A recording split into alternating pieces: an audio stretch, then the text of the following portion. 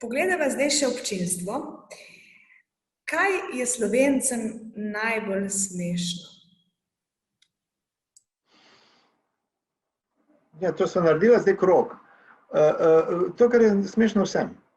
Ni, da bi imeli mi nekje, dobro, smejemo se marsičemu.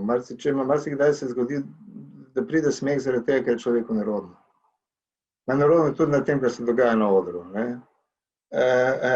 Tisti smeh potem slab komedijan prevede kot njegovo zmago pa ni. Marsikdaj se z vulgarnostmi in s temi rečmi doseže nekaj, da se smeješ, ampak prizanesljivo. V bistvu, pa sem gledaš, ali bi šel zdaj na WC, ali bi šel, rekel, da si dobil klic na stacionarca domov. Skratka, niti prijetno. To je dosti krat pri teh raznoraznih zabavah. Ampak drugače, kar se pa komedije tiče, po eni strani smo zelo selektivni, po drugi strani pa se smejemo, se pravi, ko vsi ljudje. Smejemo se človeškim napakam, človeški neumnosti, bom rekel. To je glavno. Tisto, kar je človek res sam kriv, s tem, da v drami je tak človek tragičen, v komediji pa tak človek smešen. Njegova zmota, njegova hamatija, se reče, je rekel Aristotel. Še zdaj je dolžen tisto knjigo o komediji. Tako da smejemo se, seveda.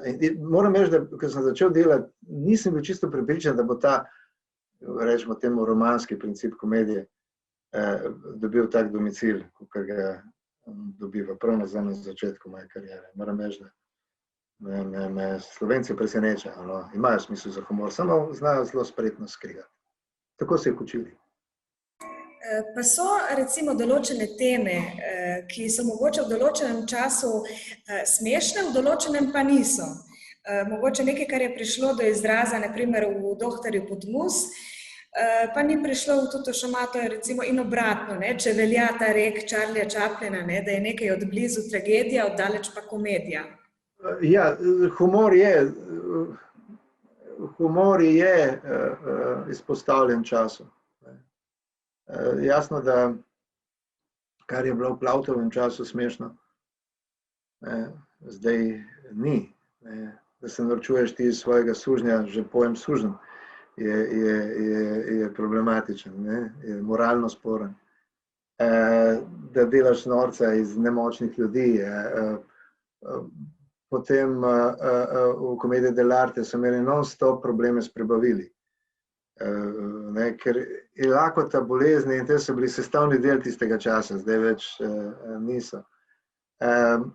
Je izpostavljen temu, da kar ni prav, recimo konkretne stvari, kar niso smešne, kar so smešne bile takrat, zdaj niso, in kar je zdaj smešno, takrat ne bi bilo, ker ne bi razumeli. Je veliko bolj izpostavljeno, kot recimo drama, tragedija, Ojdip je Ojdip. Njegova zmota je katastrofalna, katastrofična in se lahko igra kadarkoli. Komedija je malo bolj izpostavljena temu, da mora biti tukaj in zdaj. Da mora biti, ker če drama, če je tragedija tista, ki kaže ljudi taki, ki bi hoteli biti, tragični, tudi nesrečni, ampak junaki se spopadajo s svojo usodo, vzamejo svojo usodo v roke in tragično padajo pod, malo pretiravam, ne mislim ironizirati drame, daleč od tega. Je komedija tista, ki kaže ljudi take, kot so. In take, kot so danes, zdaj, tukaj. S tem ne pomeni, da Moliera ne moreš zdaj igrati več, ali pa Plauta. Ampak samo isti problem, ki je znotraj,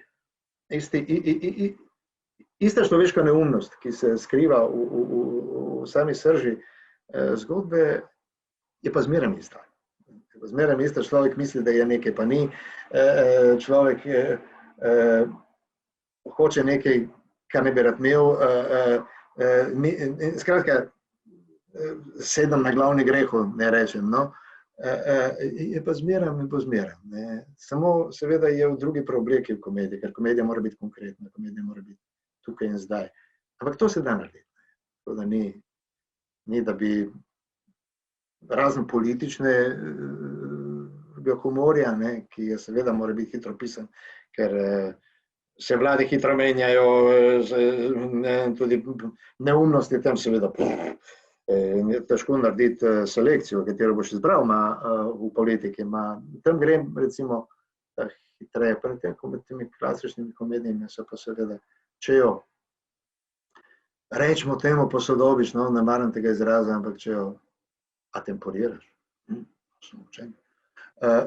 je potem to seveda lahko odličen moment, večnost.